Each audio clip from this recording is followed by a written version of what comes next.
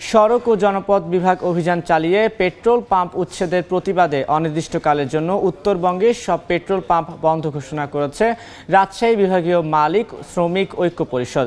এ বিষয়ে আরও খবর জানাতে রাজশাহীর আলুপট্টিতে আছেন সহকর্মী শাহিন আলম এবং রংপুরের শাপলা চত্বরে আছেন আব্দুর রশিদ জীবন। সরাসরি প্রথমে যাচ্ছি শাহিনের কাছে। নওগাঁয় বিনা নোটিশে সড়ক ও জনপথ বিভাগ উচ্ছেদ অভিযান পরিচালনা করার প্রতিবাদে রাজশাহী এবং রংপুর বিভাগের পেট্রোল পাম্পগুলো তারা অনির্দিষ্টকালের ধর্মঘটের ডাক দিয়েছে। আজকে সকাল 8টা থেকে তারা এই ধর্মঘট কর্মসূচি শুরু করেন। এখন পর্যন্ত আমরা দেখেছি রাজশাহী নগরীর বিভিন্ন যে পেট্রোল পাম্পগুলো রয়েছে সেখানে তারা তেল উত্তোলন বিপণন সব কিছুই তারা বন্ধ রেখেছে।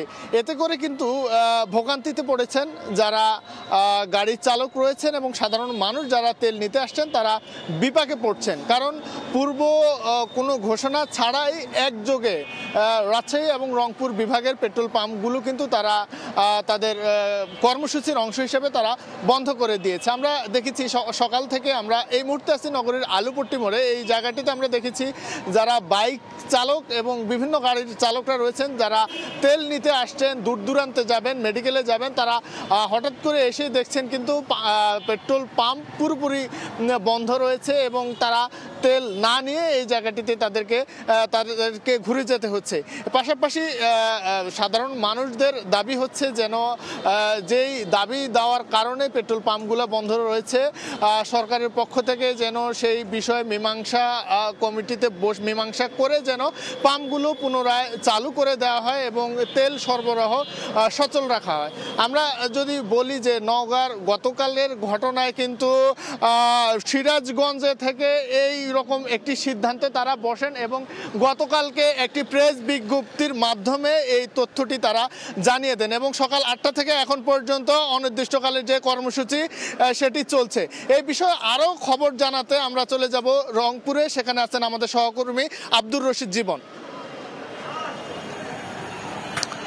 মূলত কোনো প্রকার পূর্ব নোটিশ ছাড়াই নওগাঁয় পেট্রোল পাম্পে উচ্ছেদ অভিযান পরিচালনা করবার কারণে কিন্তু প্রতিবাদ করে বসে পেট্রোল পাম্প ওনার্স অ্যাসোসিয়েশন এবং ডিলার্স ডিস্ট্রিবিউশন এবং এজেন্টস অ্যাসোসিয়েশন। এবং এই প্রতিবাদের প্রেক্ষিতে কিন্তু আজকে রংপুর বিভাগ এবং রাজশাহী বিভাগে সকাল থেকেই কিন্তু পেট্রোল পাম্পের পরিবহন ধর্মঘট একই সাথে বিপণন কার্যক্রম বন্ধ রেখেছে পেট্রোল পাম্প ওনার্স অ্যাসোসিয়েশন। এবং আমরা সকাল থেকে দেখছি যে রংপুর নগরীর যত পেট্রোল পাম্প রয়েছে সব কিন্তু আসলে বন্ধ রাখা হয়েছে। কোনো পেট্রোল পাম্প থেকেই কোনো প্রকার জ্বালানি তেল আসলে বিক্রয় কার্যক্রম পরিচালনা করা হচ্ছে না। এবং এই কারণেই কিন্তু আসলে সাধারণ যারা মানুষ রয়েছেন, যারা আসলে গাড়ি চালক রয়েছেন, তারা কিন্তু আসলে তীব্র ভোগান্তিতে পড়েছেন। আমরা সকাল থেকে বেশ কয়েকটি পেট্রোল পাম্প আসলে ঘুরে দেখেছি।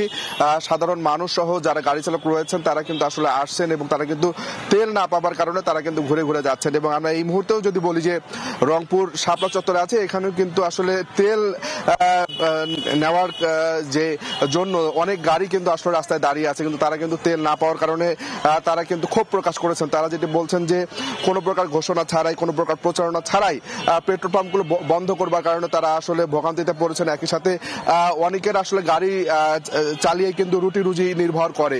তারা কিন্তু বলছেন যে যদি কালকে রাতে এই ধর্মঘটের কথাটি প্রচার করা হতো তাহলে তারা আসলে এই তেলটি রাতেই কিনে রাখতে পারতো, যে কারণে তারা আসলে ক্ষোভ প্রকাশ করছেন। এবং তারা বলছেন যে কালকে রাতে তেলটা কিনে রাখতে পারলে তারা আজকে গাড়িটি চালাতে পারতো। এবং এছাড়াও কিন্তু অনেক পেশাজীবী মানুষ রয়েছেন যারা মোটরসাইকেল যোগে কিংবা গাড়ি যোগে আসলে বিভিন্ন জায়গায় তাদের আসলে যেতে হয় প্রতিদিন। এবং এই যে পেট্রোল পাম্প বন্ধ থাকবার কারণে তারা কিন্তু আসলে ক্ষোভ প্রকাশ করেছেন। তারা যেটি বলছেন যে গুরুত্বপূর্ণ যে কাজগুলো রয়েছে সেই গুরুত্বপূর্ণ কাজে তারা আসলে যেতে পারছেন না। এবং সব মিলে যদি বলি, সাধারণ যারা মানুষ তারা কিন্তু ক্ষোভ প্রকাশের পাশাপাশি তারা দাবি জানিয়েছেন যেন খুব দ্রুত পেট্রোল পাম্প ওনার্স অ্যাসোসিয়েশনের যে সমস্যা সেটি যেন নিরসন করা হয় এবং এই তেল বিক্রয় কার্যক্রম সেটি যেন শুরু করা হয় খুব দ্রুত। এটি ছিল রংপুর থেকে সবশেষ। এতক্ষণ সরাসরি যুক্ত ছিলাম রাজশাহী এবং রংপুরে।